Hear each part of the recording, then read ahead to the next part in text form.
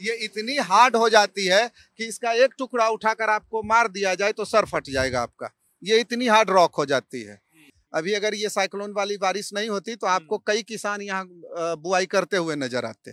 तीसरी फसल आप नहीं निकाल सकते तब तक। सबसे उपजाऊ जमीन होती है, सबसे उपजाऊ जमीन होती है, और सबसे बड़ी बात है कि उसमें आपको फर्टिलाइजर डालने की भी जरूरत नहीं है।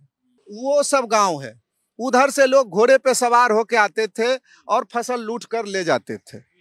वहाँ पुलिस मदद करती है, पेट्रोलिंग होती है, तो अब फसल लूट की घटना बंद हो गई है। सोशल मीडिया पर बीते दिनों मोकामा के तारतर गांव और टाल क्षेत्र की, उसी गांव के टाल क्षेत्र की सबसे ज्यादा चर्चा हो रही है। चर्चा यह भी हो रही है कि कैसे एक 90 के दशक के बाहुबली की हत्या हो जाती है और उस हत्या के बाद अब मोकामा का माहौल गर्म है। हालांकि आपको बता दें कि जब बेगूसराय से मुंगेर तक के इस पूरे इलाके में दियरा और टाल क्षेत्र का एरिया पड़ता है, दोनों लगभग सेम है, लेकिन अंतर बहुत बड़ा है। दियरा का इलाका अलग और टाल क्षेत्र का इलाका अलग। और मेरे पीछे जो आप ये पूरा इलाका देख रहे हो जहां पानी भरा हुआ है, इसी इलाके को टाल क्षेत्र कहते हैं। लेकिन अभी भी बहुत से लोगों में कंफ्यूजन ये है कि टाल का क्षेत्र और दियरा का इलाका क्या होता है। तो ये आज मैं आपको समझाने की कोशिश करूंगा। आप पहले देखिए, मैं इस वक्त मोकामा में हूं और मोकामा में ये पूरा टाल क्षेत्र आप देख रहे हैं। इस टाल क्षेत्र के बारे में इसकी कहानी भी रोचक है और टाल और दियरा में क्या फर्क होता है ये मैं आपको बताने की कोशिश करता हूं। हमारे साथ हमारे संवाददाता रवि जी हैं। तो रवि, ये पहले तो आप बताओ, टाल क्षेत्र और दियरा में फर्क आम लोगों को कैसे समझ में आए, क्योंकि बिहार के लोग तो समझ लेंगे, लेकिन जो हमारे हिंदी भाषी और दर्शक है वो कैसे समझे। देखिए, दियारा उस क्षेत्र को दियारा बोला जाता है जहां अभी आपको हल्का हल्का पानी यहाँ दिख रहा है ना, तो ये जल जमाव अभी ये 3 महीने 4 महीने तक ही रहती है यहाँ, तो ये टाल क्षेत्र है। इसके बाद 8 महीने ये बिल्कुल सूखा रहता है। ये जो मिट्टी बिल्कुल सीधी साधी सपाट आपको दिख रही है, चिकनी दिख रही है, ये इतनी हार्ड हो जाती है कि इसका एक टुकड़ा उठाकर आपको मार दिया जाए तो सर फट जाएगा आपका। ये इतनी हार्ड रॉक हो जाती है। ये मिट्टी, ये इसका गुण है। ये टाल है। यहाँ दलहन सिर्फ उत्पादन होता है, मसूर और चना। और ये कहते हैं कि इसका उत्पादन 1,06,000 हेक्टेयर में फैला हुआ ये क्षेत्र है। यहाँ से वहां तक किनारा आपको दिखेगा नहीं, समंदर जैसा जब पानी रहता है तो। अन्य दिनों में भी आपको ऐसा दिखाई पड़ेगा मानो इसका कोई छोड़ ही ना हो। हरियाली दिखेगी जब मसूर या चने की फसल यहाँ उपजती है तो हरियाली होती है। और अभी बुआई का टाइम आ गया है। अभी अगर ये साइक्लोन वाली बारिश नहीं होती तो आपको कई किसान यहाँ बुआई करते हुए नजर आते। तो थोड़ा पीछे हुआ इस बार फसल। अब दियारा पे आते हैं। यहाँ सिर्फ 4 महीने पानी रहती है, बाकी दिन एक फसला है। हालांकि ये जो नमी अभी बरकरार है, इसी नमी में खेती की जाती है, वही फसल देता है। उसके बाद इसमें खेती संभव नहीं हो पाता है, इतना सूख जाता है मिट्टी। अब आइए, दियारा किसको कहते हैं? तो दियारा वो उस क्षेत्र को कहते हैं, किसी भी नदी के उस पार्ट को, चाहे एक तरफ से लीजिए या दूसरे तरफ से, बीच में पानी बह रहा है, नदी का बहना जारी है और किनारे का जो दोनों तरफ का पार्ट है या फिर बीच का जो पार्ट है जो टापूनुमा हो जाता है, वो क्षेत्र दियारा होता है। वो कहीं कहीं आपको आवासीय भी मिलेगा जहाँ कई सारे गांव हैं। पानी छोड़ देता है और वो टापू सा बन जाता है। तो कई सारे गांव हैं उस दियारा में और बड़ी आबादी है। मोकामा में भी दियारा है, हमारे वोटर्स हैं वहाँ पे। मोकामा विधानसभा, बाढ़ विधानसभा, बख्तियारपुर विधानसभा, फतुहा विधानसभा, इन सभी विधानसभाओं का अपना दियारा क्षेत्र है जहाँ अच्छा खासा मतदाता है। 25,000, 30,000, 50,000 मतदाता रहता है। राघोपुर, जहाँ से तेजस्वी चुनाव लड़ते हैं, वो भी दियारा है। वो बहुत बड़ा क्षेत्र है। तो राघोपुर से ही वो दियारा शुरू होता है और मोकामा तक आता है बढ़ता हुआ। उसमें आबादी रहती है, बहुत बड़ी आबादी। खेती, वो जमीन 2 फसला होता है।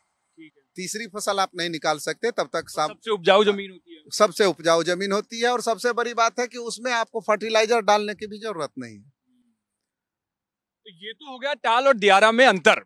अब मुझे ये बताइए, जब हम यहाँ पर मोकामा में खड़े हुए हैं तो एक वक्त पे कहा जाता था कि बेगूसराय से मुंगेर तक इसी टाल क्षेत्र पर बाहुबलियों का पूरा कब्जा होता था, जिसको जहां पर जो जमीन अपने मुफीद दिखी उसने वहां पर ले ली।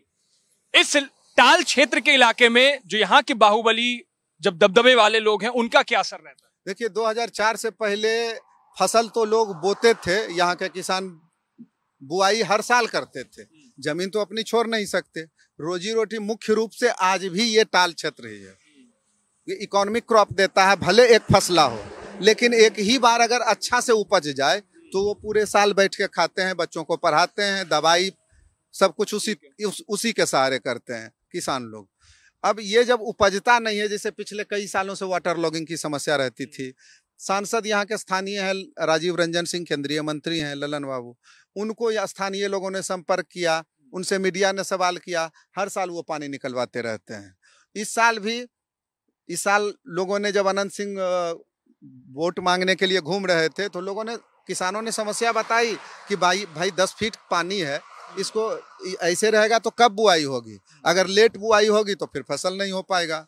तो उन्होंने एक मुहाना है जो लखीसराय जिले में पड़ता है, बालगुदर में, वहाँ उस मुहाने को मशीन से साफ कराया जाता है हर साल। तो वो जल संसाधन विभाग कराती है, तो जल संसाधन विभाग ने उसको सफाई करवा दिया। अब नतीजा देखिए कि पानी खींचता जा रहा है एक तरफ से। तो ये अनंत सिंह ने ही इसको 2003 में इस बार कराया है उन्होंने, इससे पहले हमेशा सांसद जी करवाते रहे हैं। तो 2003 में की मैं जब बात बता रहा हूं, तो उससे पहले आप केवल फसल बोइए, काटना आपके बस का नहीं था।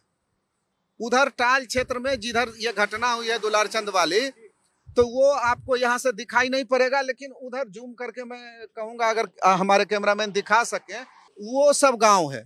उधर से लोग घोड़े पे सवार होके आते थे और फसल लूट कर ले जाते थे। तो वो फसल लूट बंद हुई नीतीश जी के आने के बाद, उन्होंने घुड़सवारों की तैनाती की। यहाँ एक औटा कृषि विकास समिति है, उसको ये अधिकार दिया गया कि आप अपनी फसल सुरक्षा कीजिए। वो लाठी डंडे लेकर कुछ स्वयं सेवक, उसके समझिए एक तरह से कुछ किसान स्वयं से पूरे जब तक फसल रहता है, बुआई से लेकर कटाई हो जाने तक 4 महीने पेट्रोलिंग ड्यूटी करते हैं। पुलिस मदद करती है, जिस थाने में जो भी थाना पड़ता है वहाँ पुलिस मदद करती है, पेट्रोलिंग होती है। तो अब फसल लूट की घटना बंद हो गई है, इसलिए किसान थोड़ी राहत महसूस कर रहे हैं।